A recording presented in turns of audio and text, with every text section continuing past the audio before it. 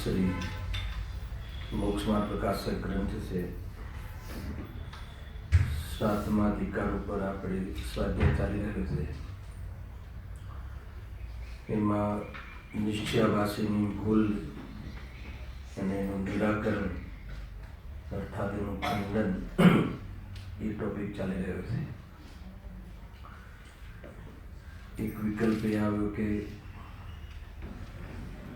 ચતુર્થ કાલમાં તો 24 પદ કલ્યાણ થાય છે, 24 જ થાય છે. પંચમ કાલમાં એક વર્ષમાં 24 થાય છે. નિધર છે, પુણ્યનો ઉદય ખૂબ છે. જે સંપૂર્ણ રાગ રહિત દશા છે એવા મહાપુરુષ વિતરાગી દેવની જે સ્થાપના છે એ વાસ્તવમાં બહુ ઉત્કૃષ્ટ કાર્ય છે. ઘણી વાર એવું ખ્યાલ આવે કે લૌકિકમાં આપણે સામાન્ય આપણું જીવન જે ભદ્ર હોય, મનમાં પાપ ના હોય, સમજી લો ને, માયાચારી, સ્થૂલ માયાચારી ના હોય, બહુ જ એક પ્રકારથી જીવન પવિત્ર હોય, સ્ત્રીઓમાં માતા બહેનોનો આપણને ભાવ આવતો હોય, અર્થાત દોષ વિશેષ ના હોય, તો કેટલું આપણને એક પ્રકારથી સુકૂન લાગે. સામાન્ય વાત કહું, કોઈ આપણે એવી જાતિની દૃષ્ટિ ખોટી ના હોય, લૌકિક દૃષ્ટિ કહું છું શૈલેષભાઈ, મન સાફ હોય તો પણ આપણને સુકૂન લાગે છે, બોલ્ડનેસ લાગે છે. તો જે જીવને દોષોની દ્રષ્ટિ છૂટી ગઈ હોય અને કણ જેટલા દોષ રહ્યા હોય એવી મુનિ દશા હોય, અર્થાત સંપૂર્ણ દોષ છૂટી ગયા હોય એવી હિરેન દશા હોય, તો એક આપણે ઇમેજિન કરી શકીએ છીએ કે કેવો આનંદ હોય. બહુ વિચાર આવે. આપણે એક સામાન્ય સ્થૂળ દોષો નથી હોતા તો બી આપણને એક અલગ ફિલિંગ આવે છે કે એને આકુલતા ઓછી લાગે છે. તો મને વિચાર આવ્યો કે આ જ્યારે વાત ચાલતી હતી ત્યારે દોષોની દ્રષ્ટિ છૂટી ગઈ હોય, એકત્વ બુદ્ધિ છૂટી ગઈ હોય, એવા સમ્યક દૃષ્ટિજી કણ જેટલી કસાઈ રહી હોય એવા મુનિરાજ, અને જેને સંપૂર્ણ કસાઈ છૂટી ગઈ હોય એવા હરિસિદ્ધ ભગવંત, એવા આત્માઓને, એવા પરમાત્માઓને આનંદની લીલા લહેર હોય. કેવો આનંદ હોય, તમે એક ઇમેજ કરી દો. એના પરથી ખ્યાલ આવ્યો આ તો પ્રતિષ્ઠાઓનું મોસમ છે. ખરેખર તો પ્રતિષ્ઠાનું મોસમ એટલે સમ્યક દર્શનની મોસમ. કેમ કે પ્રતિષ્ઠામાં એક આત્મામાંથી પરમાત્મા કેવી રીતે બનાય એની વિધિ બતાવવામાં આવે છે. અર્થાત એક આત્મા પરમાત્મા કેવી રીતે બને છે એનો પ્રયોગ છે, એનું નામ પ્રતિષ્ઠા છે. અદ્ભુત કાર્યક્રમ છે અને લગભગ દરેક જીવોએ એનો લાભ લેવો જોઈએ. અહીંયા આપણે જે વિષય ચાલે છે, ગઈકાલથી આપણે વાત ઉપાડી છે, એમાં પેજ નંબર 201 ઉપર ચર્ચા ચાલી રહી છે. એમાં નિશ્ચયાવાસી ને જ્યારે એનું માન્યતા જે છે કે વર્તમાન પર્યાયમાં પણ અમને રાગનો અભાવ છે, અર્થાત જે પણ કંઈ રાગ તમને ખ્યાલમાં આવે છે એનો કરતા તો કર્મ છે, અમે તો કરતા જ છીએ એમ આભાસ થઈ જાય છે રાગના અભાવનો, અને રાગરૂપ પ્રવૃત્તિનું પોષણ ચાલુ રહે છે એવી ભૂલ નિશ્ચયાભાસી દ્વારા થતી હોય છે. તો એ આગમનો આધાર આપીને પ્રશ્ન કરે છે. એ પ્રશ્નની ચર્ચા કાલે થઈ હતી કે 37 નંબરનો જે શ્લોક છે સમયસાર કળશમાં, આચાર્ય અમરચંદ્રદેવ સ્વયં કહે છે કે વર્ણાદિ અને રાગાદિ ભાવ બધા ભૂગલમય છે, આત્માથી ભિન્ન છે. અનેક શાસ્ત્રોમાં આ પ્રમાણે આધ્યાત્મ શાસ્ત્રોમાં આ વાત કરી છે. એટલે અમે રાગાદિને પૂતગલના કહીએ છીએ, જીવના નથી કહેતા. તો તમે જ કહો કે પછી રાગાદિને પૂતગલના કહેવાનું પ્રયોજન શું છે? એ જે પૂતગલના કહે છે કેવી રીતે કહે છે? પ્રશ્ન ખ્યાલ આવ્યો? અગર ઉત્તર જો જબરજસ્ત છે. ઉત્તરની બી આપણે 3-4 પંક્તિ થઈ હતી, આગળની વાંચીને શરૂઆત કરીએ છીએ. જો રાગાદિ ભાવ પરદ્રવ્યના નિમિત્તથી ઔપાધિક ભાવ થાય છે અને આ જીવ તેને સ્વભાવ જાણે છે. આટલી પંક્તિ પર એનો જવાબ છે કે અમે રાગાદિ ભાવને જ્યારે પૂતગલના બતાવતા હોઈએ તો એ જીવો માટે આ દવા છે કે જે રાગાદિ ભાવોને સ્વભાવ માની લીધો છે. ગજબની વાત છે કે ભાઈ રાગાદિ ભાવ જેવી રીતે જ્ઞાન આત્માનો સ્વભાવ છે એવી રીતે રાગાદિ ભાવ આત્માના નથી, અને એ વાત અહીંયા કહેવી છે. સ્વભાવની સામે જોવામાં આવે તો રાગાદિ ભાવ પર છે, પૂતગલના છે, અનુભવવા લાયક નથી. એને એમાં કોઈ પ્રાઉડ ફીલ કરવા જેવા નથી કે એમાં હિ નથી, આત્માને અનુભવ કરવા જેવું નથી. એને લઈને એ જબરજસ્ત વાત છે. તમને ખ્યાલ હશે, પાઠશાળામાં બધા જતા બી હશે, કરીબ બાળબોધ ભાગ 2 કે પહેલો કે બીજામાં એક પાઠ આવે છે કશાયનો. તો ત્યાં 2 કેરેક્ટર મૂક્યા કોઈને અભ્યાસ હોય તો, એક છે સુબોધ અને એક છે પ્રબોધ, એવા કંઈક નામ છે. તો પ્રબોધ सुबोधने कहे से कि हे सुबोध, तुम जो ये कहते हो कि आत्मा तो ज्ञान स्वभावी है और जानने देखने का ही कार्य करता है और रागादि भाव रूप नहीं करता, तो क्या आत्मा क्रोध नहीं करता? क्या आत्मा मायाचारी नहीं करता? तो दिखाई दे ना समाज में, तो संसार में तो क्या ये सब नहीं करता? तो क्या जवाब आपे थे क्यों नहीं करता? करता है ना. બાળબોધ પાઠનો પાઠ કહું છું, સમયસારની વાત ત્યાં કેવી રીતે મૂકી છે આપણે જૈન શાસનમાં कि क्यों नहीं करता? करता है. मगर जैसे ज्ञान जानना देखना आत्मा का स्वभाव है, ऐसा राग द्वेष आत्मा का स्वभाव नहीं है, कोई भाव है. નાના બાળકોને પાઠશાળામાં બધા ભણાવીએ છીએ આપણે. ઘણી વાર હું ક્લાસમાં બેસું છું પાઠશાળામાં, છેલ્લે પાછળ બેઠો બાળકો ભણતા, એવો આનંદ આવે કે સમયસાર જાણે ચાલતો એવું લાગે ને. બહુ એક સાદી સીધી ભાષામાં બાળકોને બેસવામાં આવે કે એ છે ને પણ એનું કંઈ સ્વભાવ નથી, એ દુઃખદાયક છે. પરંતુ જે સ્વભાવ માની લે છે એને કાર્યકારી માની લે છે, લાભદાયી માની લે છે, એના માટે આ વાત છે કે ભાઈ તું જેને તારો સ્વભાવ માને છે એ દ્રવ્ય પરના લક્ષથી થવાવાળા ભાવો છે, આકૃતાજનિત છે, અને એમાં આત્માની શાંતિ ખોવાઈ જાય છે, બુરા છે. લખ્યું ને આગળ, જેને સ્વભાવ જાણે તેને બુરું કેમ માને? એ બુરા છે પણ એને બુરા માનતો નથી. વાત એના નાશનો ઉદ્યમ શા માટે કરે? પછી શું કામ ભાવ કરે? આખું દુનિયા, આખું જગત, અરે કોઈ તો એવી જાતિના તર્ક કરે કે તમે આ પુણ્ય ભાવને પણ તમે જે હે માટે પૂરી તાકાત લગાવો છો સમીસારના માધ્યમથી, પણ જ્ઞાનીઓ સ્વયં ભક્તિમાં દેખાય છે કે નહીં? અરે સ્વયં સમયસાર લખવાનો ભાવ આચાર્ય અમરચંદ્રદેવને આવ્યો કે નહીં? આવું તર્ક આપો.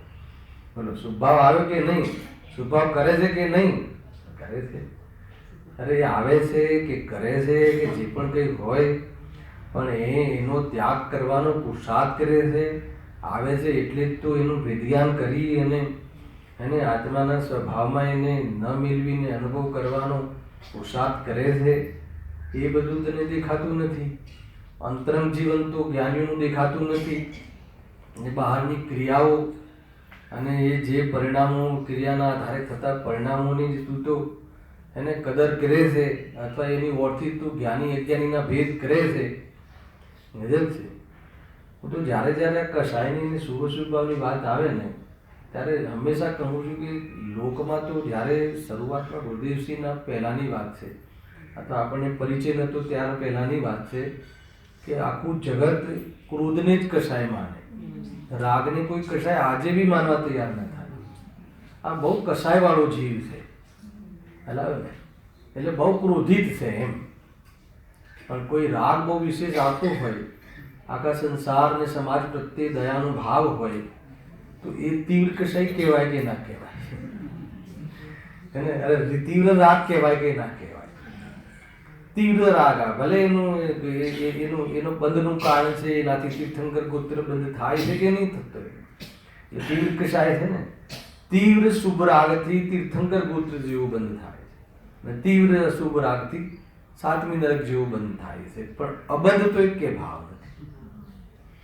તો આ અહીંયા કહે છે. એટલે આ જીવને એના કોઈ સારા કાર્યો, શુભ કાર્યો જે લૌકિક દૃષ્ટિ કહેવાય, મોક્ષ માર્ગમાં તો એની કોઈ કિંમત નથી. એની કોળીની કિંમત છે, હોય ખરું, પણ જેની કિંમત ન ભાષે.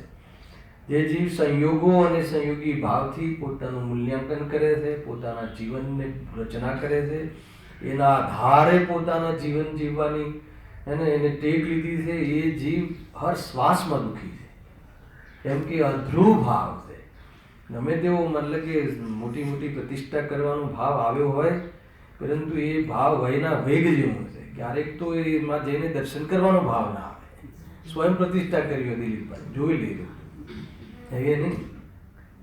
ગજબ છે. બહુ અપલક્ષણ હોય છે. અને ક્યારેક તો જે પોતે પ્રતિષ્ઠિત કરી હોય ને, જેના નિમિત્તથી ત્યાં દર્શનનો ભાવ આવે, એ વળી અલગ રોગ છે. એ અમારા ભગવાન 24માં અમારા ભગવાન કયા? કે જે ભગવાનની પ્રતિષ્ઠા અમારા કુટુંબે કરી છે, અમારા ભગવાન ચલાવે કે નહીં. ત્યાં જ કેમ કૂદવાનો અને નાચવાનો ભાવ આવે છે? એ બધું અંદરમાં બધું ચાલે છે, પ્રત્યક્ષમાં બહુ મીઠાશ હોય છે મિથ્યાત્વની. આ ભગવાન અમે બિરાજમાન કર્યા, એ ભગવાન સર્વકી ભગવાન સામે એમની ચોકટ ઉપર જે ભગવાનની આજ્ઞાની વિરુદ્ધમાં કામ થઈ રહ્યું છે, એને ખ્યાલ નથી.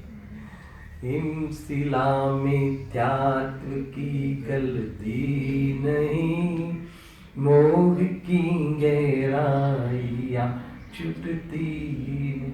બહુ મીઠું લાગે, શાંતિ લાગે કે આજે તો બસ બધું કામ પરવારી ગયા, આજે ભગવાનની પ્રતિષ્ઠા કરી છે.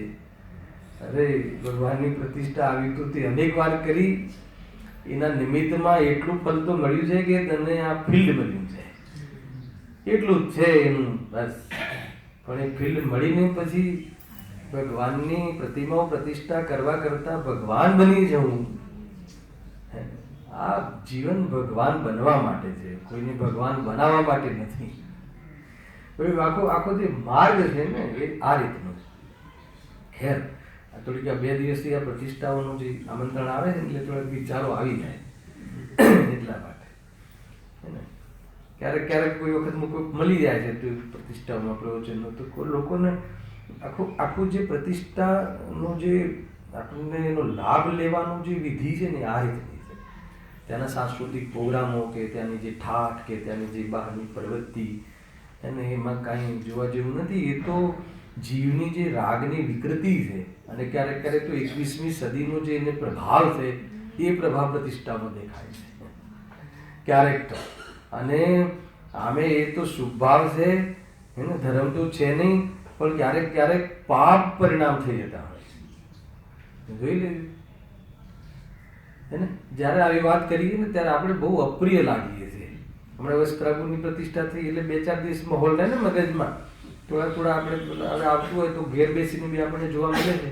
તો ક્યારેક ક્યારેક પ્રવચનમાં એની કોમેન્ટ્સ થઈ જાય તો લોકોને એમ લાગે કે એને આપણે પછી અપ્રિય લાગીએ ને કે અમે આટલો સરસ પ્રસંગ કર્યો, કરોડોની ધાણ કરી, આંધણ કરી, જે કહેતા હું તમને.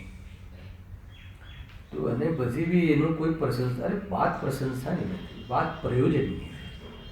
અગર જો પ્રતિષ્ઠા એક એવો પ્રસંગ છે કે સમ્યક દર્શનનું ઉત્કૃષ્ટ નિમિત્ત છે પંચકલ્યાણક, તો સમ્યક દર્શન સંબંધી તો કોઈ પ્રોગ્રામ જ નહીં, અને એ સંબંધી કોઈ પ્રકારની તૈયારી જ નહીં, તો પછી એ પંચકલ્યાણકને શું કહેવું જોઈએ?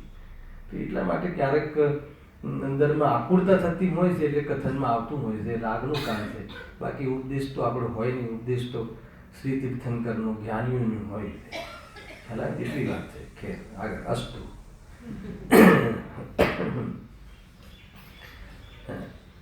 રાગાદી ભાવ પદ્રવ્યના નિમિત્તથી ઔપાધિક ભાવ થાય છે, અને આ જીવ તેની સ્વભાવ જાણે છે. જેને મને તો ખરેખર ક્યારેક આ એમાં એવું મત દેખાય કે જ્યાં ઔપાધિક ભાવ કીધો ને ત્યાં જ આ ભાવ થઈ શકે છે એ દેખાય. નવમાધિકારમાં છે આ, હે ને? ત્યાં કહ્યું કે આ રાગ દ્વેષ જ દુઃખનું કારણ છે, તમે સિદ્ધિ કરી, તો કે સાહેબ એનો અભાવ થઈ શકે છે? કે આ થઈ શકે છે. કેમ અભાવ થઈ શકે છે? એને જેમ, કેમ કે ઉપાધિ ભાવ છે, એને ઉપાધિ ભાવ છે.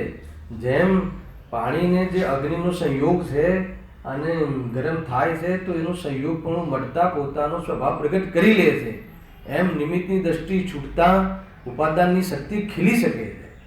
અને એવી જાતિનો ત્યાં ઉપદેશ આપવામાં આવે. મને આમાંથી એ બધું દેખાય છે.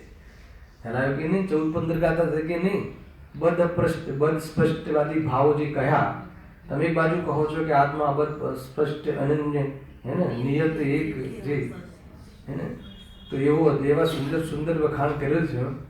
તો અમને તો આ બદ સ્પષ્ટ આદિ જે પરિણામો છે, તો કે સાહેબ એનો ભાવ થઈ શકે છે? ત્યાં કહ્યું તો કે હા થઈ શકે છે. કેમ? કેમ કે એક ક્ષણિક ભાવ છે, અસત ભાવ છે, ત્રિકાલ ભાવ નથી, એટલે થઈ શકે છે. એટલે જે ઉપાધિ ભાવ કહેતા, હે ને, એમાં એ ડિગ્રી મળી ગઈ એમ નહીં સમજવું ઉપાધિનો અર્થ કે આ ઉપાધિઓ છે, અને ઉપાધિઓ તો એ તો વ્યાધિ છે, રોગ છે. તો એ દૂર થઈ શકે છે. કેમ કે રોગ છે. પણ ક્યારે થઈ શકે? કે રોગ લાગવો જોઈએ. રોગ ન લાગે તો એ પંડિતજી કહે છે કે એને રોગ ન લાગે, એનું નેચર લાગે, સ્વભાવ લાગે, એને એમાં ઉત્કૃષ્ટપણું લાગે, તો કેવી રીતે એ પછી એનો ભાવ કરે, હે ને? એટલે ગુરુદેવ શ્રીનું જ્યારે ક્યારે બી પ્રવચનો એકવાર તો આવે, આ પૂજા પાઠ ભક્તિને ભાવ, હે ને, કેમ કે દુનિયા એની પાછળ એટલી મોહિત થઈ જાય છે, કેમ કે પ્રશંસનીય ભાવ છે, પુણ્ય ફલદાયી છે, એને પાપની અપેક્ષા એ લોકો એની વિશેષ એના પર એને નોટિસ કરે છે. તો એને એવું લાગે છે કે બસ આપણું તો જીવન આ જ છે, આપણે તો જીવનમાં બહુ બધું કર્યું, તો કહે છે કે એકાદ ભાવ તું સ્વર્ગમાં જઈ આવીશ, એનાથી વિશેષ કાંઈ નથી કર્યું, એને ગતિરહિત થવાનું કાર્ય કર્યું કે નહીં. વાસ્તવમાં દ્રષ્ટિનો ખેલ છે આ, દ્રષ્ટિનો ખેલ છે, હે ને? બસ અભિપ્રાયનો ખેલ છે, આ માન્યતાનો ખેલ છે. મોક્ષ માર્ગની રચના, એનો વીર્ય એ વાસ્તવમાં અભિપ્રાય અર્થાત તો માન્યતાના આધાર ઉપર, શ્રદ્ધાના આધાર ઉપર છે. શ્રદ્ધા વગર બધા ખેલ ખોટા છે, એમ અહીંયા કહે. વિચાર કરી.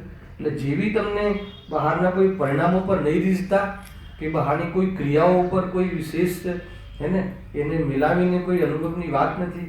અંદરનો અભિપ્રાય શું છે, હે ને, આપણે એના પર બહુ વિચાર કરીએ, અને એના પર વિચાર કરીને જો અભિપ્રાય, હે ને, એ રીતે આજ અમારો ઉપયોગ પલટ્યો, પછી શું કે ઉપયોગ પલટ્યો ને અભિપ્રાય પલટ્યો.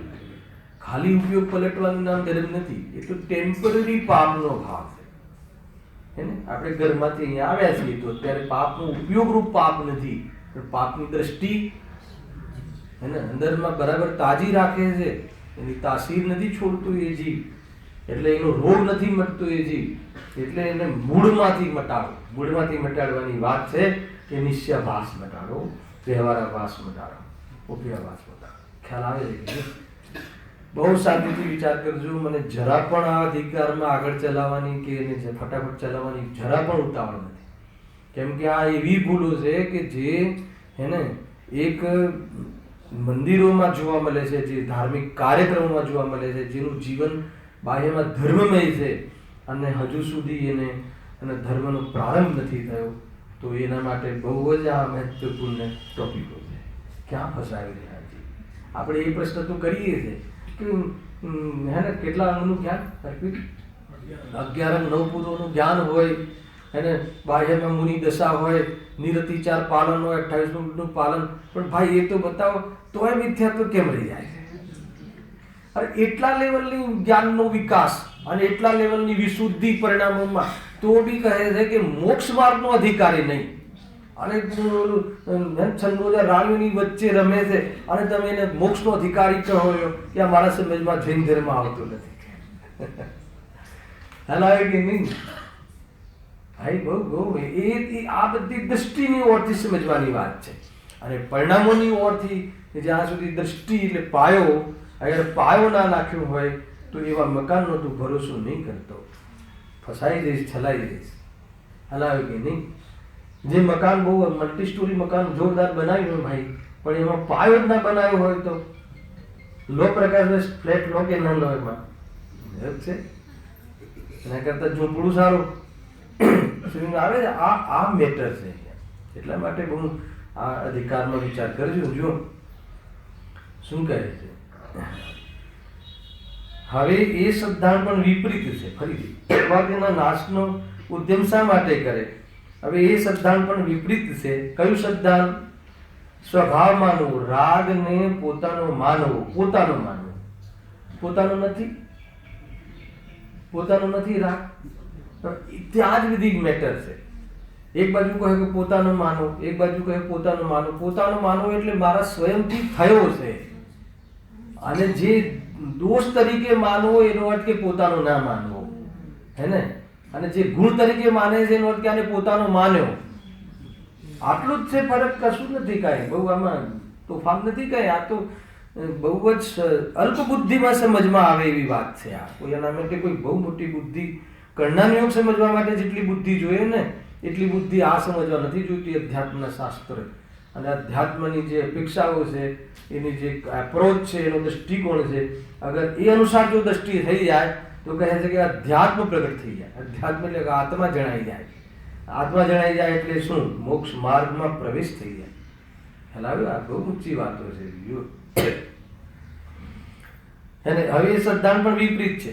તેને છોડાવવા માટે સ્વભાવની અપેક્ષાએ રાગાદિકને ભિન્ન કહ્યા છે. રાગાદિકને પૂતગલના ભિન્ન કદાચ કોઈ અધ્યાત્મના જોરમાં એમ કહી દે કે એને રાગાદિકની પર્યાય તો આલોક આકાશના છે. અરે તું જુદા બતાવવા માટે એટલું જરૂર કહી દે, એનો પણ નિષેધ નથી તારી તાકાત હોય તો, પણ તું હું પરિણમ્યો છું એ દોષ તરીકે તને સ્વીકાર છે કે નહીં એ કે પહેલા? હલાવે કે નહીં? ગજબની વસ્તુ છે આ, હે ને? જો આત્મા રાગાદી ભાવ આત્માના સ્વભાવમાં નથી, એ ત્રૈકાલિક સત્ય છે, અને એની પર્યાયમાં છે, આત્માની પર્યાયમાં છે ક્ષણિક સત્ય છે. તો ક્ષણિક સત્યને ક્ષણિક સત્ય તરીકે માનવું અને ત્રિકાળ સત્યનો અનુભવ કરવો, એને આશ્રય લેવો, એનું નામ મોક્ષ માર્ગ. ગુરુદેવશ્રી એ વાત ક્યાંથી કાઢી કે ભાઈ જાણેલો પ્રયોજનવાન છે. વ્યવહાર અથવા વ્યવહારનો વિષય સુભ્રાગ એ શું છે? જાણેલો પ્રયોજનવાન છે. કોઈ કહે કે જાણવો જ નહીં તો ગુરુદેવશ્રીનો વિરોધી છે. એમને કહ્યું ને જાણેલો પ્રયોજનવાન. જાણેલો પ્રયોજનવાન અર્થ જો રાગાદી ભાવ, શુભ્રાગાદી ભાવ, વ્યવહાર. વ્યવહાર એટલે વ્યવહારનો વિષય. શુભ્રાગ વ્રતાદિ, દયાદાન વ્રતાદિ, એ શું છે ભાઈ? જાણેલો પ્રયોજનવાન છે. એટલે શું? હવે આ કોના માટે કહીએ છીએ? ખ્યાલ? આ વ્યવહારાભાસી માટે. ભાઈ જાણેલો પ્રયોજનવાન છે, એને જાણવું જોઈએ કે હજુ તારામાં આટલી ખોટ ઊભી છે. આદરો પ્રયોજનવાન નથી. ખ્યાલ ને? આદરો એટલે એના આશ્રય કોઈ તું તારા જીવનની રચના કરતો હોય, એના આશ્રય તું કોઈ પુરુષાર્થ સમજીને મોક્ષ માર્ગની તું વિધિ સમજતો હોય તો કે ભૂલ કાઢી નાખજે. ખ્યાલ આવ્યો કે નહીં? આ રીતે છે. એ રીતે જાણેલો પ્રયોજનવાન એ રીતે છે. આનો ટોન છે. અરે જાણેલો જ પ્રયોજનવાન છે, કોઈ આદરવા લાયક નથી. અને જાણેલો પ્રયોજનવાન છે એટલે શું? જાણવું જોઈએ. આત્માને જાણવો જોઈએ કે વ્યવહારને જાણવો જોઈએ? લોકોને બહુ પરેશાની છે આ બધી. બોલો દિલીપ, આત્માને જાણવો જોઈએ કે વ્યવહારને જાણવો જોઈએ? શુદ્ધના વિષયને જાણવો જોઈએ કે વ્યવહારના વિષયને જાણવો જોઈએ? અરે જ્ઞાન અને શ્રદ્ધાને મિક્સ નહીં કર. નિશ્ચય વ્યવહાર શુદ્ધ જ્ઞાનના અંશ છે, સમ્યક જ્ઞાનના અંશ છે. જ્ઞાનીઓને આત્મદૃષ્ટિ વાળા જીવોને આ બેને પ્રગટ હોય છે, એને બંનેને યથાર્થ જાણે છે, પણ દ્રષ્ટિ સ્વભાવ પર હોય. તું શ્રદ્ધાની વાત જ્ઞાનમાં ઘૂસાવે, જ્ઞાનની વાત તું શ્રદ્ધામાં ઘૂસાવે છે. જાણવાની વાત આવે તો બધાને જાણવાનો સ્વભાવ છે, પણ જ્યારે અપનાવવાની વાત આવે ત્યારે મને ખબર નથી કે રાગ કોણ છે સાહેબ, મને ખ્યાલ નથી કે શરીર કોણ છે. એ જેનું હોય એ જાણે, જે જેનું હોય એ એનું જ હોય. ઉપયોગમાં છે, ઉપયોગ ક્રોધાદીમાં નથી. હલાવે કે નહીં. આ તાકાત આ બંને અગર જો તમારું આનું વાસ્તવમાં નહીં આવે બેલેન્સ, તો કહે છે કે એકાંત થઈ જશે. બહુ અદભુત વાત છે. અચ્છા, રાગ જણાતો નથી તમને? દુઃખ થાય છે તો રાગ છે, દીકરા પ્રત્યે રાગ છે, ખ્યાલ તો આવે છે સ્વભાવ. અચ્છા, રાગ એક ખ્યાલ આવે છે તો એટલું સમજવાનું છે કે દુઃખનું કારણ છે. દુઃખનું કારણ છે એટલે શું? મારો નથી. દુઃખનું કારણ છે એટલે શું? મારે એને અભાવ કરવું જોઈએ, અથવા અભાવ કરવો જોઈએ એટલે શું? સ્વભાવ નથી. જ્ઞાન પ્રત્યાખ્યાન છે. ભિન્ન જાણવાનું નામ ત્યાગ છે. સ્વભાવને અનુભવવાનું નામ ત્યાગ છે રાગનો. બહુ સ્પષ્ટ છે. આમાં ઘણી બધી સ્ટ્રેન્થ છે, પોટેન્શિયલ વાતો છે. આ બધી શક્તિ છે ભાઈ. જો શું કહે છે? એટલા માટે એને છોડાવવા માટે સ્વભાવની અપેક્ષા રાગાદિકને ભિન્ન કહ્યા છે, તથા નિમિત્તની મુખ્યતાથી પૂતગલના કહ્યા છે. આવી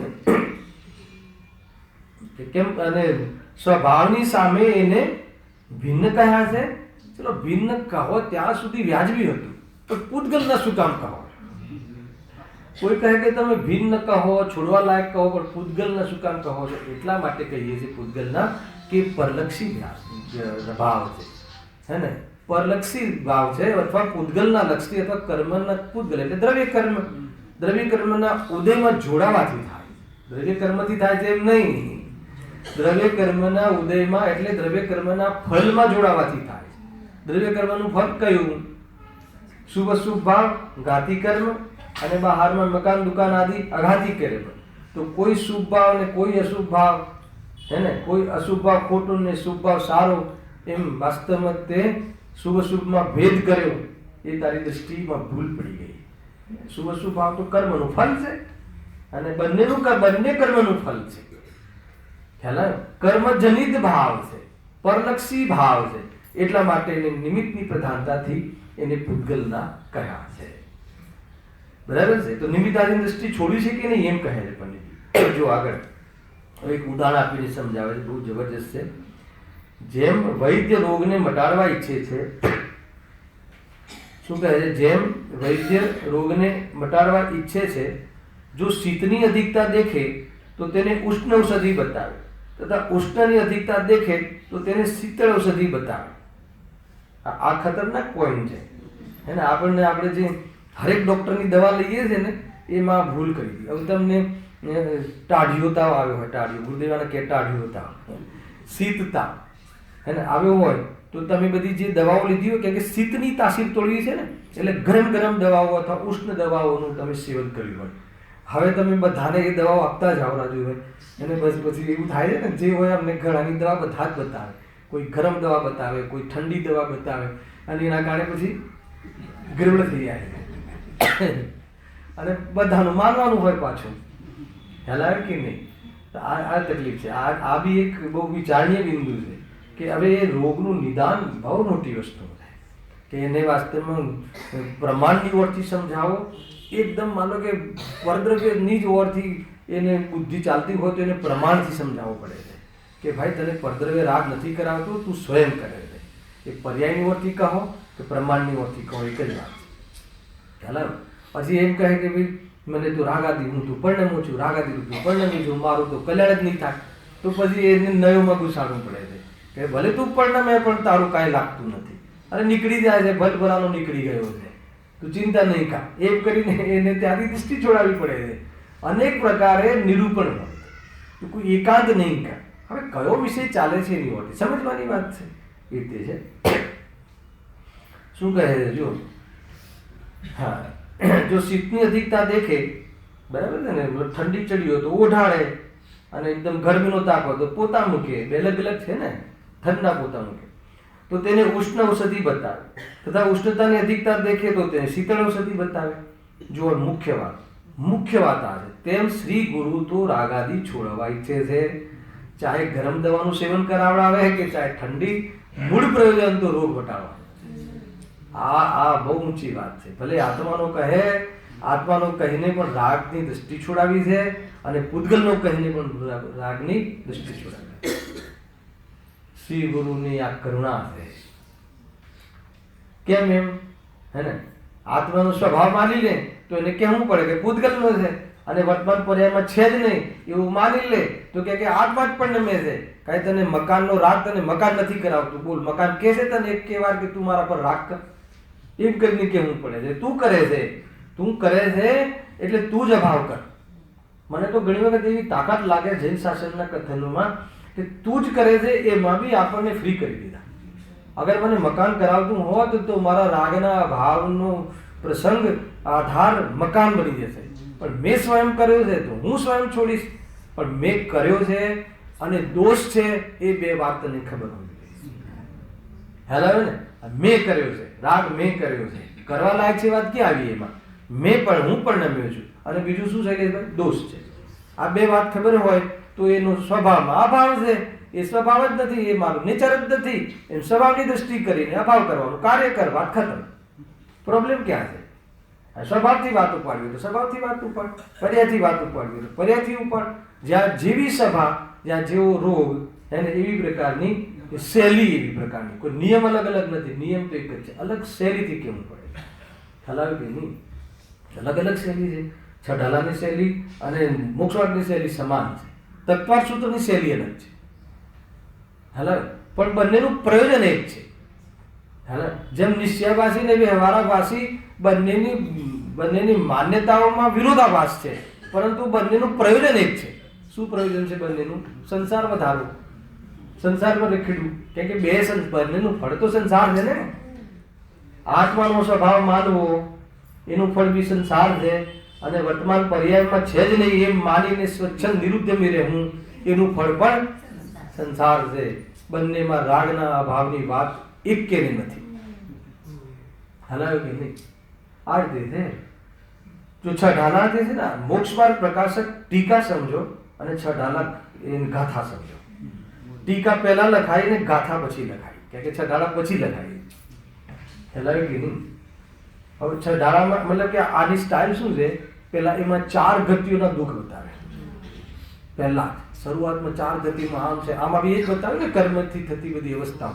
પહેલા તો એને બરાબર દુઃખનો પરિચય કરાવીને પહેલા બરાબર તું દુઃખી છે, તું દુઃખી જ છે, તું દુઃખી જ છે એમ કરીને એના મગજ પર હેમરિંગ કરાવી દીધું બહુ જ, કે તું દુઃખી છે નક્કી કર. પહેલા શું વાત કરો સાહેબ, અમારે તો મહેલ છે ને કે તું દુઃખી છે, સમય કઝન છે તું દુઃખી છે.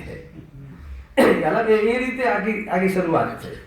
અને તત્વાર સૂત્રમાં કે તું દુઃખી છે વાતને એ સમજે છે આચાર્ય ઉમા સ્વામી દેવ કે આ દુઃખી છે એટલે જ આવ્યો છે, તો એને દુઃખી છે વાત કાઢતા જ નથી. સમ્યક દર્શન, જ્ઞાન, ચારિત્રાણી, મોક્ષ માર્ગ જ્યાં મજા કરે અને ગજબ શૈલી છે. તમે વિચાર કરજો આચાર્યોની, જ્ઞાનીઓની જે પદ્ધતિ છે નિરૂપણ કરવાની. હવે કોઈ કે આ મોક્ષ પ્રકાશક ને છદાળામાં તો ગતિઓ બતાવી છે, આપણે તો બધા મુમુક્ષુ છીએ, આપણે ગતિઓનું શું કામ છે? તો આ બધા જ્ઞાનીઓ નથી. ગુરુદેવશ્રી 7મો અધિકાર પોતાના હસ્તલિખિત હાથે લખ્યો કે ના લખ્યો? એ જે નિશ્ચયાભાસનો અધિકાર હાથે લખવાની શું જરૂર હતી? એક વખત તમને વિચાર આવે છે જ્યારે તમે એકદમ શુદ્ધ એનો અતિરેક કરો છો ત્યારે આ નિશ્ચયાભાસની વાત પણ ગુરુદેવશ્રી ખુલીને ખીલીને કરી છે. ન ગુરુને સમજી શક્યા, ને ગુરુનું મર્મ સમજી શક્યા એમના કથનનો, અને એકાંત કરીને આજે એને મોક્ષ માર્ગ ચૂકી ગયો. ગંભીર વાત એ છે. હલાવે કે નહીં? અરે તું આ જ્ઞાન જીનવાણીની કોઈ પણ વાત હોય હે ને, વિતરાગતા પોષક લે, તું તને આવડવું જોઈએ કાઢતા. હલાવે કે નહીં? એ રીતે છે. દોતા આવડવું જોઈએ. કલા છે દોતા, હર કોઈ બેસ દોઈ નથી શકતું. હલાવે કે નહીં? લાત મારે દોતા ના આવડે તો ના ખ્યાલ આવે? લાત મારે નો જીનવાણી દોતા ના આવડે તો ફૂટબોલની જેમ લાતું પડે નરકમાં, સ્વચ્છંદ થઈને નરકમાં જાય છે. એ રીતે છે. વ્યવહારાભાસી થઈને વચ્ચે એકાદ શ્વાસ સ્વર્ગમાં લઈ આવે, પછી એ એકેન્દ્રિયમાં જઈ શકે છે, અને જાય જ એમની જઈ શકે એકેન્દ્રિયમાં. શું થયું એનું વાત? શું થયું? હવે જે રાગાદીને જો બરાબર તેમ શ્રી ગુરુ રાગાદી છોડાવવા ઈચ્છે છે. સૌથી પહેલા વાત, હવે જે રાગાદિકને પરનામાની સ્વચ્છંદી બની આવે ને, પરનામાની કર્મ કરાવે છે, મારો શું દોષ? કર્મ રખડાવે છે, કર્મ સુડાવે છે, અમે તો અમારું અમે કરતા એટલે કર્મ કરાવે કરતા, હું તો કરતા નથી, હે ને? તો પછી કર્મ કરાવે તો નરકમાં કર્મ જશે એમ. પરનામાની સ્વચ્છંદી બની નિરુદ્યમી થાય. આ વાત બહુ લીધી છે પંડિતજી. નિરુદ્યમી થાય, ઉદ્યમ છોડી દે, વેદ વિજ્ઞાન છોડી દે, તત્વચિંતન કરવાનું થતું હશે. તત્વચિંતન કોઈ આત્માની પ્રાપ્તિનો ઉપાય છે? અરે સુગાણીજી ક્યાંથી બોલે છે, હલાવે કે નહીં? અરે હવે ચિંતન જો આ એવું છે ને કે જે મંદિરમાં જ ના આવતો હોય ને એમ કહેવાય કે ભાઈ તું મંદિરમાં આવ, ધર્મ થશે. મંદિરમાં રોજ આવે તો કે ભાઈ તું સ્વાધ્યાય કર, ધર્મ થશે. પણ સ્વાધ્યાય બહુ કરતો હોય એને કહેવાય કે ભાઈ તું સ્વાધ્યાય છોડ, ચિંતન કર તો ધર્મ થશે. પણ ચિંતન બહુ કરતો હોય કે તું ચિંતન છોડ, હવે ચિંતનથી ધર્મ થતો નથી. હે ને? આગળ આગળ આગળ આગળ જતા એ જ વ્યવહાર, એ જ નિશ્ચય વ્યવહાર થતો જાય. એક દેશ નિશ્ચય નહીં, નિશ્ચય નહીં કહ્યો, આત્માની અનુભૂતિ એ, પણ સાક્ષાત શુદ્ધ નિશ્ચયની અપેક્ષાએ એક દેશ નિશ્ચય નહીં, વ્યવહાર પ્રકટ કરવાનું ઉપાધિ, અને સાક્ષાત શુદ્ધ નિશ્ચય નહીં, કેવલ જ્ઞાન સિદ્ધ સા, હે ને? પણ એ પરમ, હે ને, પરમ પારણામિક ભાવની સામે તો એ જ નિશ્ચય આગળ આગળ વ્યવહાર થાય છે. એટલે મૂળ પરમાત્મા ભગવાન આત્મા છે, અને ભગવાન આત્માને અનુભવવું એ પર્યાયનો શુદ્ધ વ્યવહાર છે, અને એ પર્યાયની એ શુદ્ધ આત્માની વાતો કરવી એ પર્યાયનો અશુદ્ધ વ્યવહાર છે, અને અશુભમાં તો વ્યવહાર લાગુ પડતો નથી. ખ્યાલ આવે કે નહીં? ચંદ્રકાંત પકડાય વ્યવહાર, અશુભ તો વ્યવહાર લાગુ જ નથી પડતો. એ તો જ્યારે એનો પરિચય કરાવવો હોય ત્યારે અશુભને બી આત્માનો કહેવો વ્યવહાર છે, કેમ કે આત્માનો સ્વભાવ નથી. બાકી જે વ્યવહાર મોક્ષ માર્ગમાં અશુભને સ્થાન નથી, એમાં તો જે પૂજા પાઠ આદિના વિકલ્પો એ જ બધા શુભ ભાવ છે, એ વ્યવહાર માર્ગ કહેવાય છે. એ વ્યવહાર માર્ગ છે. પરમાર્થ તો સ્વરૂપમાં ડૂબી જવું એ પરમાર્થ છે. અને ખરેખર સ્વરૂપમાં ડૂબી શું કામ જવું? કેમ કે સ્વરૂપ જ વાસ્તવમાં નિરાકુલ છે, સ્વરૂપ જ એક પ્રકારથી ધ્રુવ છે, ગુપ્ત છે. હલાવે કે નહીં? સ્વરૂપે ડૂબેલા, સ્વરૂપ ગુપ્ત. અમૃતચંદ્રાચાર્ય ખરેખર સ્વરૂપ ગુપ્ત છે. ગુપ્તનો અર્થ કાલે ગુરુદેવશ્રી એને પ્રગટ રાગથી પકડમાં નહીં આવે, ને પ્રગટ સમ્યક દર્શનની પર્યાયથી પકડમાં નહીં આવે. હલાવે કે નહીં? અરે પ્રગટ જ છે, એને જોવાનું નામ સમ્યક દર્શન. સમ્યક દર્શનનો પક્ષ આવી ગયો તો સમ્યક દર્શન નહીં થાય. હલાવે કે નહીં? આપણે ફરીએ છીએ, આ સમ્યક દૃષ્ટિ છે કે મિથ્યા દૃષ્ટિ? તારે શું કામ છે? તારે શું કામ? એના મને ઘણા પૂછે કે તમે આટલું બધું નિરૂપણ કર્યો છો, તો તું એકવાર ખાનગીમાં એને ભાઈ પૂછ્યું કે તમે સમ્યક દર્શન છે? તારે બીજું કયું ઇતિહાસ રચવો છે? મેં તો હું તને હા પાડીશ તો એ તકલીફ પડશે, ને ના પાડીશ તો એ તકલીફ પડશે.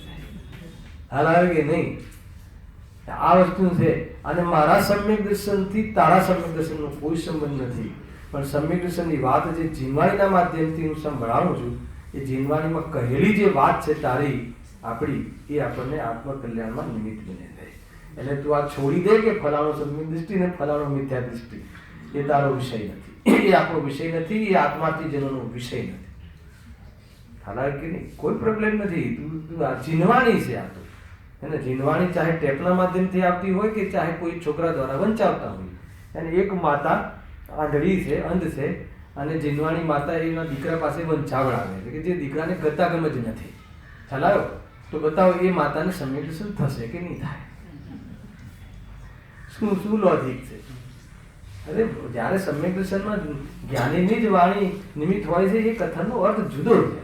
બેનશ્રીએ બહુ ખુલાસા કર્યા છે એના. હલાવે કે નહીં? અરે આ વાણી જે પણ કોઈ છે ને એ જ્ઞાનીની જ હોય છે. અરિહંત ભગવાનની વાણી છે. આ કુનકુન દેવની એ નથી ને ગુરુદેવશ્રીની એ નથી. પૂછો જાય ને ગુરુદેવશ્રીને. કોઈ દિવસ એમ કહ્યું કે મારા અનુભવથી કહું છું, મને આવું દેખાયું હતું એટલે કહું છું, મને આત્મા રાતે દેખાઈ ગયો એટલે બતાવું છું, એવું કહ્યું કોઈ દિવસ ગુરુદેવશ્રી? દિગંબરના મુનિવરો પણ કહેવા પડે, મુનિ તો મુનિ પણ પંડિતોએ કહેવા પડે. કેવી વાત કરી છે અદ્ભુત. એને 100 ઇન્દ્રોની હાજરીમાં શ્રીમંદર ભગવાન ફરમાવે છે કે એમને એમ કહ્યું કે મેં કહ્યું. સમજો ભાઈ, વાત એમ નથી, વાત તો અનુભવથી જ આવી રહી છે એમને તો, પરંતુ એમ નિરૂપણની શૈલી નથી. હેલા, કેમ કે આ વાત અરિહંત ભગવાનના મૂળ દ્રવ્ય જે છે, આ અરિહંત દ્રવ્ય છે, જે આ જે દ્રવ્ય સ્વરૂપ બહુ બધી બાબતો છે. એટલા માટે કહું છું કે ક્યાંક જીવ આવા નાના નાના ઝઘડાઓમાં ફસાયેલો છે. આનું સાંભળવું, આનું ના સાંભળવું. અરે તું જીનવાણીનું તું આવી નહીં કરે છે, જીનવાણી બોલે છે ને, એ જીનવાણી બતાવે છે, જીનવાણી સાંભળ તું. કોઈ સર્વજ્ઞ ભગવાન ઋષભદેવજી ભગવાનના અથવા રાજા ઋષભના ઘરે જન્મવા વાળા બી ક્યાં ચાલ્યા ગયા, કેટલા ભાવ કરી ગયા મારી છે. એને કાંઈક નિમિત્ત અકિંચિત કરે છે. જ્યારે તું એ સંબંધી તું એનું લક્ષ કરે ત્યારે નિમિત્તને એને શ્રેય આપવામાં આવે છે. એ બી કોણ આપે છે? રાગ. જ્ઞાન તો જ્ઞેય માને છે. કાંઈ નથી દમ, તું તારું કર. હેલા કે મને એક બતાવશે કે ભાઈ કે અહીંયા તમારું સમ્યક દર્શનનો પુરુષાર્થ ઉપડ્યો હોય અને ગુરુદેવશ્રી તમને એક વાર કહે કે ભાઈ ઉભા રહો, મારી સાથે આવો, તો તમે જશો? જશો તો ગુરુદેવના શિષ્ય નહીં, ના હવે નહીં જઈએ. અરે તમને ખ્યાલ નથી એ જે નિરપેક્ષતા કોને કહેવાય? હે ને, અંદરની જે બલ, અંદરનું જે બલ છે ને, એ બલની વાત જુદી છે.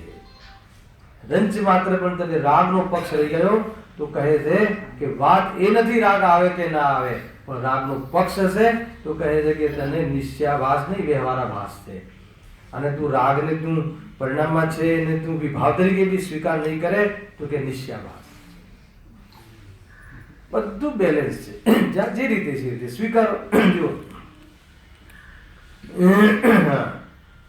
હવે જે રાગાદીને પરિણામાની સ્વચ્છંદી બની નિરુદ્ધમી થાય તેને તો ઉપાદાન કાળની મુખ્યતાથી રાગાદી આત્માના છે એવું સદ્ધાન કરાવ્યું. બે ખ્યાલ આવ્યો. પેલાને વ્યવહારાભાસીને જે રાગનો સ્વભાવ માનીને બેઠો છે, એને પોતાની દાઢમાં દબાઈને બેઠું છે, રાગને હેલાવ્યું કે નહીં, દાઢમાં દબાવવું થયું છે. મારો કે તમને મારા પ્રત્યે દ્વેષ હોય, તમે દાઢમાં દબાઈને આવો, પછી સમાજ કેટલા બી પ્રયાસ કરે કે સોરી કહો શૈલેષભાઈ, અરે હું સામેથી કહું શૈલેષભાઈ માફ કરો, તો પોસિબલ છે? દાઢમાં દબાવવાનો પક્ષ પોસિબલ જ નથી. એને ત્યાંથી પકડ છોડ, પછી સોરી કહેવાનો પ્રસંગ ના આવ્યો તો બી સોરી છે. આ છે માર્ગ. તો એ રીતે જો એટલે જે વ્યવહારાભાસીને જે રાગને સ્વભાવ માને છે એને તો નિમિત્તની મુખ્યતાથી કહ્યું કે ભાઈ એ આત્માના નથી, એ તો પૂતગલના છે, એની રચના પૂતગલથી થઈ છે, એ પૂતગલની રચનામાં કારણ બને છે, તું છોડ એને, સ્વભાવ માનવાનો છોડ એમ. એટલે અને અહીંયા કહે છે કે જે પોતાને માનતો જ નથી, રાગ પર્યામાં છે જ નહીં એમ માનતો, પોતાનો નહીં માને પણ છે જ નહીં એમ માને, તો એને કહે છે ઉપાદાન કારણથી કોણ પરિણમ્યું, તને કોણે રાગ કરાવ્યો, તને ક્રોધ કોણે કરાવ્યો. હેલા એમ કહીને એને બતાવવું પડે છે, અશુદ્ધ ઉપાદાનથી બતાવવું પડે છે કે આનું પરિણમન આત્મા કરે છે. આત્મા પરિણમે છે એટલે આત્માને મુક્ત થવાની વાત આવે છે. ચિંતા નહીં કરતા, આગળ તો બહુ સૂક્ષ્મ આવે છે, બંધ મોક્ષની ગાથાઓ આવે છે, એને યોગસારની ગાથાઓ આવે છે, જોરદાર છે કે ભાઈ તમે એને આત્મા મુકાયેલ બંધાયેલો છે અને મુકાય છે એવું જ્યાં સુધી વિકલ્પ રહે છે અને ત્યાં સુધી આત્મા બંધાય છે. અરે જોરદાર વાત આવવાની. શનિ રવિ હવે આવશે, ખુલશે આ વિષય. હવે આટલું છે ને, લઈ લઈએ. હા, તો એને ઉપાદાન કાળની મુખ્યતાથી રાગાદી આત્માના છે એવું સદ્ધાન કરાવ્યું. તથા જે રાગાદિકને પોતાના સ્વભાવ માનીને તેના નાશનો ઉદ્યમ કરતો નથી, તેને નિમિત્ત કાળની મુખ્યતાથી રાગાદી પ્રભાવ છે એવું સદ્ધાન કરાવ્યું. બરાબર છે, ગજબ છે. બંને રાગાદી સ્વભાવના માને છે, સ્વભાવ તરીકે માને છે, એ રીતે પોતાના માને છે, એવી મિથ્યા દૃષ્ટિ છે. અને રાગાદી વર્તમાન પર્યાયમાં હોવા છતાં એનો અભાવ માને છે, એ બી નિરુદ્યમી રહે છે, એ બી વાસ્તવમાં શું સંસાર વધારે છે, એ બી મિથ્યા દૃષ્ટિ છે. તો બંને પરસ્પર વિરોધ હોવા છતાં બંને મોક્ષ માર્ગથી વિપરીત સિદ્ધાંત છે, એ રીતે લખ્યું છે. હવે નીચેનું નિષ્કર્ષ છે, અંતિમ પેરેગ્રાફ આપણે લઈ લઈએ છીએ, ત્યાં સુધી આજે ચલાવીશું. બરાબર ચંદ્રકાંતભાઈ? ઘડિયાળ આગળ પાછળ રહે છે, ખ્યાલ નથી. ઠીક છે. પહેલા છેલ્લો જે પેરેગ્રાફ છે ને, હવે એમાં નિષ્કર્ષ છે. ઘણી વાર એવું બનતું હોય છે કે કોઈ પૂછે કે સાહેબ બતાવો એને કે રાગ આત્માનો છે કે પૂતગલનો છે, તો પછી આપણે જસ્ટ એવું કહેવા જઈએ કે ભાઈ આ અપેક્ષાથી, તો અપેક્ષા નહીં, સીધી વાત કહો. અને આ બધા અનુભવના પ્રસંગો કહું છું તમને. હેલા, અપેક્ષાની વાત નહીં કરો તમે, તો એકની વાત પછી એક ને બે થાય એવી વાત કહો. બસ જે છે સ્પષ્ટ કહો કે આત્માનો છે કે પૂતગલનો છે. તો એના માટે જે જવાબ આપવો હોય ને, તો આ જવાબ છે. અહીંયા લખ્યું છે, જુઓ શું લખ્યું છે. પહેલા તો હું નિષ્કર્ષ કહ્યું કે એ બંને વિપરીત સિદ્ધાંતથી રહિત થતા સત્ય સિદ્ધાંત થાય ત્યારે, ટૂંકમાં એમ કહેવું છે કે જ્યારે તમે એ બંનેને વિપરીત સિદ્ધાંત કહો છો, કે આત્માનો કહ્યો એ બી વિપરીત સિદ્ધાંત અને પૂતગલનો કહ્યો એ બી વિપરીત સિદ્ધાંત, કે આત્માનો કહ્યો એટલે આત્માનો સ્વભાવ તરીકે જેને માનો એ બી વિપરીત સિદ્ધાંત, અને સ્વભાવમાં તો નથી પણ પર્યાયમાં નથી એમ માને એ બી વિપરીત સિદ્ધાંત, તો પછી સત્ય શું છે એ કહો. આવ્યું ને? તો આ બંને વિપરીત સિદ્ધાંતથી રહિત સત્ય સિદ્ધાંત તો એ છે કે, તમને ખ્યાલ આવે છે? ભાષા હું તમને સમજાવવાનો પ્રયાસ કરું છું, પંડિતજીની ભાષા. તો સત્ય સિદ્ધાંત તો એ છે કે શું છે સત્ય સિદ્ધાંત? બોલો. તે સત્ય સિદ્ધાંત અથવા સમ્યક દ્રષ્ટિ શું માને છે? સમ્યક દ્રષ્ટિ શું માને છે? એમ કે આ રાગાદી ભાવ આત્માનો સ્વભાવ તો નથી. પહેલા શું કહ્યું? આત્માનો સ્વભાવ નથી. આ ત્રૈકાલિક સત્ય છે, હજી અલ્પ વિરામ છે. નહીં તો શ્રોતાઓમાં બી બે ભેદ છે. હા, હવે મારી વાત આવી. હેલો, પછી બીજો શબ્દ આવશે ત્યારે પેલો કે મારી વાત આવી. આ છે મારી વાત. ભાઈ, તારી માન્યતાના આધારે તારી વાત નહીં રાખ. બંને તારા માટે છે. રાગનો અભાવ કરાવવો છે શ્રી ગુરુ. આ વાત બરાબર યાદ રાખ. રાગાદી ભાવ આત્માનો સ્વભાવ તો નથી, પણ કર્મના નિમિત્તથી આત્માના અસ્તિત્વમાં વિભાવ પર્યાય ઉપજે છે. ક્યાં ઉપજે છે? આત્માના અસ્તિત્વમાં. ખતરનાક વાત છે, હે ને? ગજબ વસ્તુ છે. પેલું છે ને સિમંદર પૂજનમાં, कांटों सी पैदा हो जाती चैतन्य सदन के आंगन में. क्या तुम થાય પછી શું બીજી લીટી? હા, चंचल का मायासी छाया, चंचल छायासी मायासी घटती क्षण में बढ़ती क्षण. गजब થાય છે ને? ખ્યાલ ક્યાં ઉત્પન્ન થાય છે? ચૈતન્યના આંગણામાં. ચૈતન્યમાં નહીં, પણ ચૈતન્યથી બહાર બી નહીં, આંગણામાં. અર્થ ખ્યાલ આવે છે? ચૈતન્યની ભીતર નહીં, પણ ચૈતન્યની બહાર બી નહીં, ચૈતન્યના આંગણામાં. આ બધી વસ્તુ સમજ પડવી જોઈએ. કાંટો સી પેદા હો જાતી. પાછું કાંટો શબ્દ, કાંટા જેવી લાગવી જોઈએ. એનું નામ આત્માનો સ્વભાવ નથી. ચૈતન્ય સદન કે આંગન में. કેટલી જોરદાર વાત કરી છે. જે ગુલાબની ફૂલની કલમ હોય ને, એ તમે ઉગાડો ને, તો એ જ ખાતર, એ જ હવામાન, એ જ ત્યાં, એ જ વાતાવરણ, તો ફૂલે ઉગે છે ને કાંટો ઉગે છે. ખ્યાલ આવે કે નહીં? તો તમને એવું નથી થતું કે કાંટો ઉગતો શું કામ હશે? અરે કાંટો ઉગે છે ને ફૂલે ઉગે છે એક જ વાતાવરણમાં. ચૂનવાનું તારે છે, સિલેક્શન તારા હાથમાં છે કે કાંટો સારો કે ફૂલ સારું. હવે એમાં ભૂલ કરી તો ગયો, પણ તું એમ કે નહીં કાંટો પેદા થવો જ ના જોઈએ ત્યાં. તો કે થાય છે ને, પ્રકૃતિ છે, સ્વરૂપ છે એવું. તું કેવી રીતે એનાથી વિરોધ કરીશ? હા, એટલું જરૂર છે કાંટાથી બચવું કેવી રીતે. અને કાંટો ફૂલ નથી, ફૂલ કાંટો નથી. અને ફૂલ વાસ્તવમાં ગ્રહણ કરવું જોઈએ, કાંટાને ન કરવું જોઈએ. આ બધું વેદ જ્ઞાન કરવાનું છે. ને એ બધું વેદ જ્ઞાન ત્યાં થોડી શીખવાનું પડે છે. ત્યાં તો વેદ જ્ઞાન લઈને જ આવે છે એવું. પરમાં ને પરમાં વેદ જ્ઞાન એ રીતે. શું કહે છે? જો સત્ય સિદ્ધાંત થાય ત્યારે એમ માને કે આ રાગાદી ભાવ આત્માનો સ્વભાવ તો નથી, પણ કર્મના નિમિત્તથી આત્માના અસ્તિત્વમાં વિભાવ પર્યાય ઉપજે છે. નિમિત્ત મળતા તેનો નાશ થતા સ્વભાવ રહી જાય છે. આવ્યું? નિમિત્ત મળતા એટલે પ્રધાનતાની કથન. નિમિત્ત દ્રષ્ટિ મળતા, પરલક્ષ મળતા આ રાગ ભાવ તો જતો રહે છે ને સ્વભાવ ટકી જાય છે, જે કાયમી રહે એ સ્વભાવ છે. એ રીતે માટે તેના નાશનો ઉદ્યમ કરવો. પંડિતજી લઈ આવે છે કે જે નિશ્ચયવાસી નાશનો ઉદ્યમ નથી કરતો, તો કેવી રીતે સમજવું? જ્ઞાની શું માને છે કે રાગાદી ભાવ છે, એ મારો વિભાવ છે, વિભાવનું પંડન છે, એ અભાવ કરવા લાયક છે અને મારા સ્વભાવમાં નથી. સ્વભાવની દૃષ્ટિ કરતા એને ઉત્પન્ન થતા નથી, એને ચાખવા જેવા નથી, એને અપનાવવા જેવા નથી. એને સ્વભાવને અપનાવતો, રાગનો પક્ષ ન લેતો, સ્વભાવને જ પ્રગટ કરે છે અને એવા જીવને રાગ આદિ ઉત્પન્ન ન થવાનું એક સરસ અદ્ભુત પવિત્ર પર્યાય પ્રગટ થઈ જાય છે. એનું નામ ધર્મ છે, એનું નામ ઉદ્યમ છે, એનું નામ પુરુષાર્થ છે. હવે એના પછી એક પ્રશ્ન છે નેક્સ્ટ શનિ રવિ. હવે બહુ ઓર બી 2-3 પ્રશ્ન આના કનેક્ટેડ છે, પછી વળી પાછું ત્રીજી ભૂલ પણ આવી જાય છે. બહુ અદ્ભુત છે, તમે વાંચજો કે કમસે કમ અહીંયા કર્મનું નિમિત્ત પણ કહ્યું ને, અથવા એને તો છે ને કર્મ કરાવે છે. પ્રશ્ન વાંચી લઉં છું, ઉત્તર તમે પોતે વિચારજો પછી વાંચજો. જો કર્મના નિમિત્તથી એ થાય છે, તમે કીધું ને કર્મના નિમિત્તથી થાય છે, હે ને, અથવા એ માને બી છે કે આ તો કર્મના નિમિત્તથી થાય છે, તો જ્યાં સુધી કર્મનો ઉદય રહે ત્યાં સુધી વિભાવ કેવી રીતે દૂર થાય? માટે તેનો ઉદ્યમ કરવો તો નિરર્થક છે. ટૂંકમાં અને આળસુ રહું છે. આ મારે તો બસ બધું કર્મ કરશે અથવા હે ને ટૂંકમાં ઓટોમેટિક થઈ જશે બધું, હે ને, તું તારે શું કર? આત્માની દ્રષ્ટિ કર. તો આત્માની દ્રષ્ટિ કરે એવું ઉદ્યમ નથી. બહુ બધી બાબતો અહીંયા કહેવી છે મારે.